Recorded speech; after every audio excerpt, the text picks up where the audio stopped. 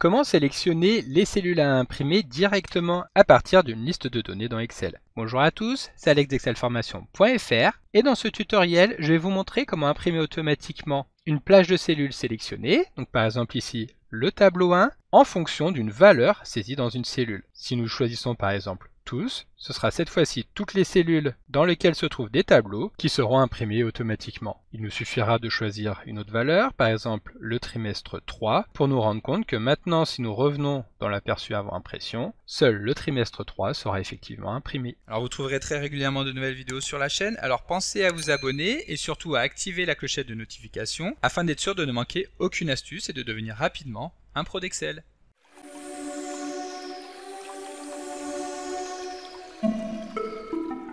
Alors comme d'habitude, si vous voulez être sûr de bien comprendre tout ce que nous allons voir dans le cadre de cette vidéo, vous pouvez télécharger le support de ce tutoriel ainsi que son corrigé en suivant le lien disponible dans la description de la vidéo, ce qui vous permettra de réaliser les opérations en même temps que moi pour bien comprendre tout ce que nous allons voir dans cette vidéo. Alors pour pouvoir illustrer ce tutoriel, nous allons utiliser les tableaux que nous avons actuellement à l'écran, dans lesquels sont répertoriés les ventes de différents produits pour les 4 trimestres de l'année. Et donc nous allons voir comment sélectionner automatiquement dans une liste déroulante le ou les tableaux que nous allons vouloir imprimer. Et pour commencer, nous allons créer des plages nommées de chacun de ces tableaux avec leur titre. Les plages nommées dans Excel permettent en effet de simplifier la gestion des données en attribuant un nom descriptif à une plage de cellules plutôt que de se référer à celle-ci par leurs coordonnées. Cela rend nos formules plus lisibles et facilite la navigation dans les feuilles de calcul, surtout si vous êtes amené à travailler sur de larges ensembles de données ou des fichiers complexes. Pour créer une plage nommée, c'est très simple. Nous commençons par sélectionner le premier de ces tableaux, c'est-à-dire ici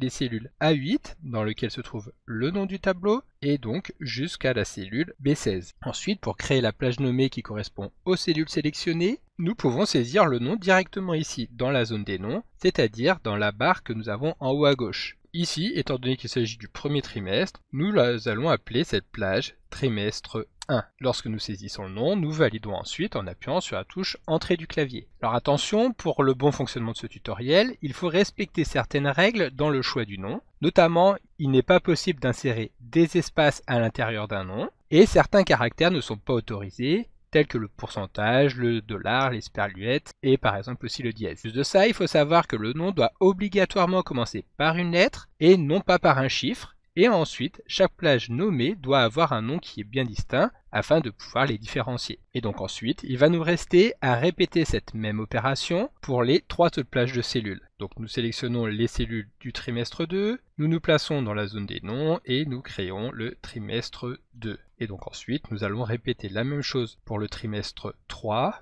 Et pour finir, donc, il va nous rester également le trimestre 4. Donc, nous sélectionnons les cellules et nous saisissons le nom ici dans la zone des noms. Et donc, maintenant, pour pouvoir sélectionner facilement le tableau à imprimer, nous allons créer une liste déroulante qui nous permettra de choisir quel tableau imprimer. Cette liste déroulante que nous allons vouloir insérer ici dans la cellule B6. Et donc, pour créer cette liste déroulante, nous avons 2 options possibles. Soit nous pourrions utiliser la méthode classique qui consiste à créer la liste dans une page de cellules, puis à se rendre dans le menu Données, validation de données et de créer donc après la liste déroulante. Soit, si la deuxième possibilité, si jamais vous avez déjà eu l'occasion de télécharger la barre d'outils by excelformation.fr, il suffit tout simplement de se rendre dans celle-ci et de cliquer sur Insérer liste déroulante. Nous nous plaçons ensuite sur Ajouter un élément, nous ajoutons le trimestre 1 et nous cliquons sur Ajouter, trimestre 2 et nous cliquons sur Ajouter, trimestre 3 et enfin le dernier, le trimestre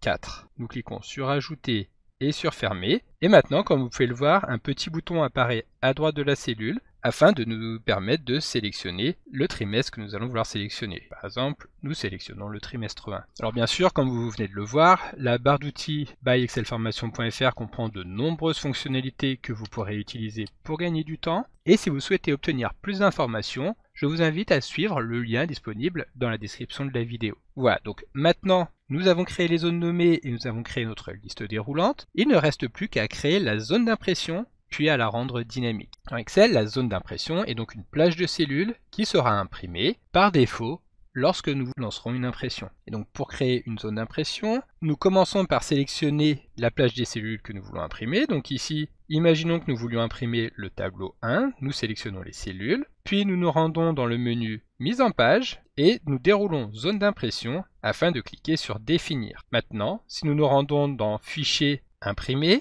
nous allons voir que par défaut, seul le tableau 1 sera imprimé. Et donc maintenant, l'astuce va consister à utiliser la fonction indirecte directement dans la zone d'impression afin de la rendre dynamique en fonction du choix sélectionné dans la liste déroulante. Pour cela, nous nous rendons dans le menu Formule et nous cliquons sur Gestionnaire de noms. Ici, nous retrouvons donc les 4 noms que nous avons créés, trimestre 1, 2, 3, 4. Et ici, nous avons la zone d'impression qui pointe donc vers les cellules A8 jusqu'à B16 que nous avons sélectionnées juste avant. Pour rendre cette zone d'impression dynamique, comme je viens de vous l'expliquer, la fonction Excel indirecte et nous allons passer en argument la cellule B6.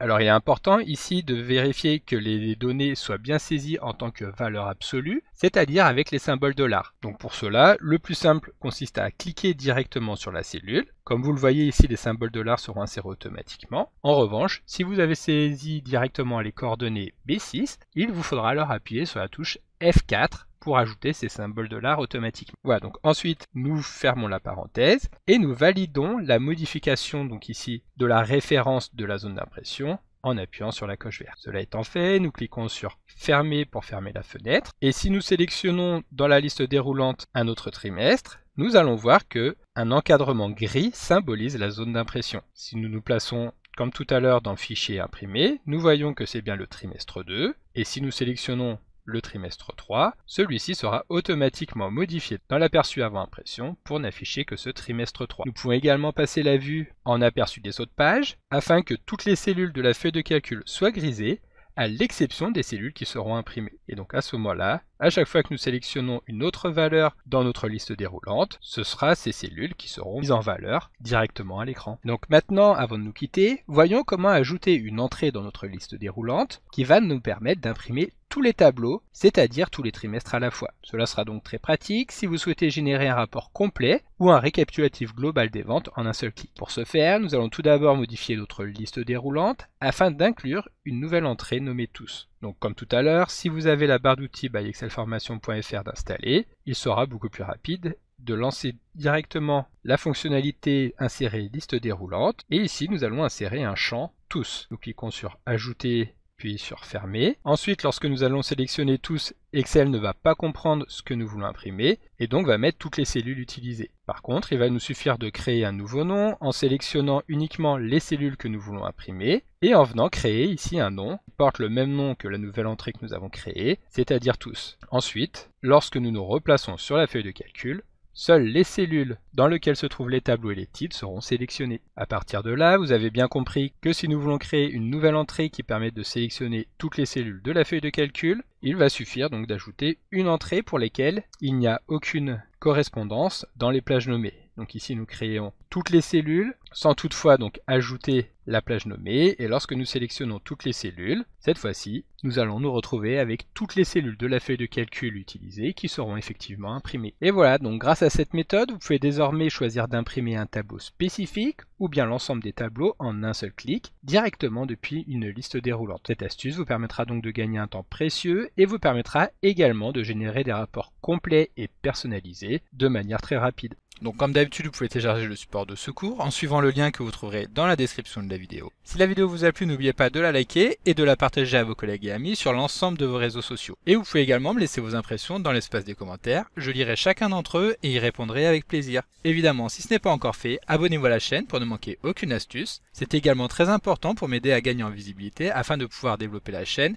et continuer de vous proposer des tas de nouvelles vidéos. Merci d'avoir suivi cette vidéo et à très bientôt pour un prochain tuto.